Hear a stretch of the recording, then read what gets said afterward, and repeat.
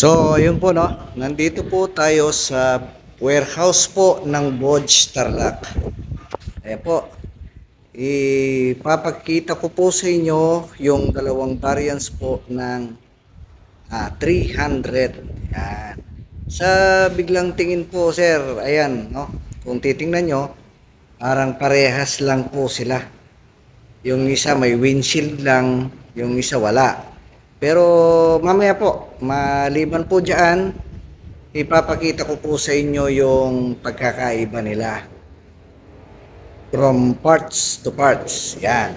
Ito po ang 300 AC at saka po 300 ACT. Yan. Ito po muna kung ipapakita sa inyo ay ang Bodge 300 AC. Ayan. Ito po ang Bodge 300 AC. Ang kulay. Double disc brake po siya. Hubs din po. Ayan po ang kanyang headlight.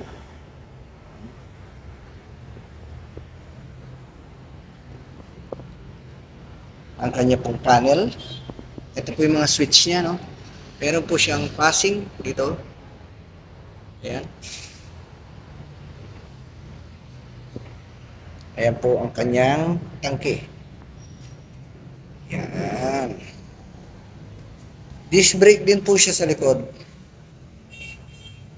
Ayan po ang kanyang tapalodo. Nandyan po ang kanyang laser. Ito po ang 300 AC. No? Ayan. May black po ito. Tapos meron din siyang green. Yan. Nakamags po siya. 300 AC. Water cooled po siya.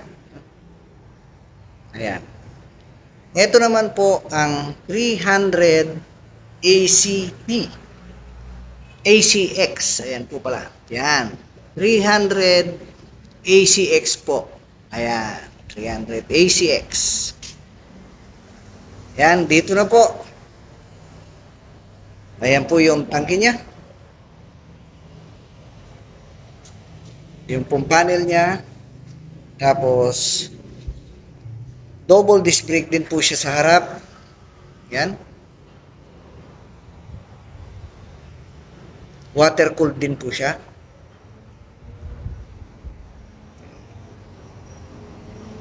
So isa-isayin na po natin yung pinagkaiba niya.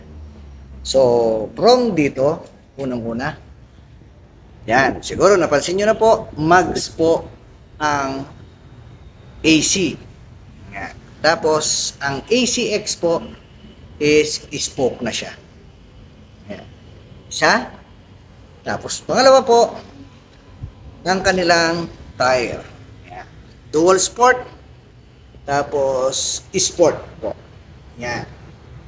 Dalawa. Tapos po, ito, meron po siyang windshield, AC, X, wala po. Yan. Pero sa headlight, parehas po. Yan. Sa tangki po, parehas na parehas po yan. Yan. Yung design po niya yan. At design po niya. Yung logo po natin na Bodge. Yung logo na Bodge. Yan pong sides niya. Ayan po is parehas siya. Ayan, sa side po niya. Ito po, sa side niya, parehas. Ayan. Ayan po. Yung muffler po niya, ACX. At ang muffler po ng AC. Ayan. Dito na naman po magkakatalo. Ayan po yung rear fender po ng ACX. At ang rear fender po ng AC. Ayan. So, nakita nyo na po yung pinagkaiba po ng ACX at saka ng AC. Ayan. Sa biglang tingin po, parehas na parehas po sila. Ayan. Tingnan nyo po sa upuan. Ayan po. Sa upuan ng ACX. Ayan. sa tangke, sa panel, sa tangke, sa panel. Yan, wala na po pinagkaiba. Yan. Yan, dalawa po na yan is magka-presyo po sila. Sa halagang 186 po. Kasama na po yung 3 years registration natin. No? 186 po, may 300cc na po kayo na classic bike. Yan. Kasama na po yung 3 years na registration doon. 3 years po na TPL insurance. At saka, ayun, pagsakas po, yun po. Meron po tayong 2 years warranty. Sa engine po at saka sa electrical. No? Ayan po ang dalawang variants ng 300 AC at saka Bods 300 ACX. Ayan po. Sa halagang 186,000, meron na po tayong 300cc na big bike. No? Dito na rin po sa Tarlac ang ating PMS. No? Usually, ang PMS lang nito, kung di ako nagkakamali, is nasa 1 point something lang na liters. So, kung bibili kayo ng 2 litro, tigpa 500, 1,000, plus yung filter nito is nasa 100 yata yung oil filter niya. So 1,000, 1,1 lang po ang PMS ng 300 na to. No? Sa pyesa naman po, available po tayo sa lahat po ng pyesa nito anytime. Although wala naman po tayong na-encounter na for warranty nito o mga sira, usually ano lang, yung mga palitin lang, no? Yung mga gulong, sprocket, yun lang po. Mga cables, yan. Available naman po yan dito.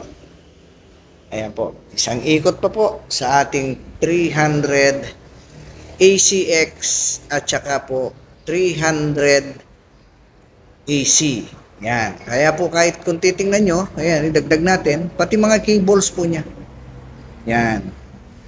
Mukha po, ayan po yung clutch niya. At yung clutch cable din po nito. Ayun, parehas lang po siya.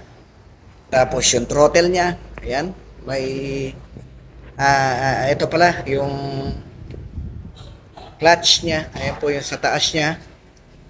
Ayan po din yung sa taas nito. Ayan. Parehas lang po sila. Yun, pati sa throttle cable niya, parehas lang po siya. Yan, parehas lang po. Okay. Uling silip po. Available po ito sa Bods Tarlac po. No? Anytime po, bibisita kayo dito. Monday to Sunday po. Open po ang Bods Tarlac. No? Ayun. Available na rin po ang ating mga GT, SR150 GT. Tsaka may available pa po tayong DSX 525. Okay po, maraming salamat po. Hanggang sa muli po, salamat.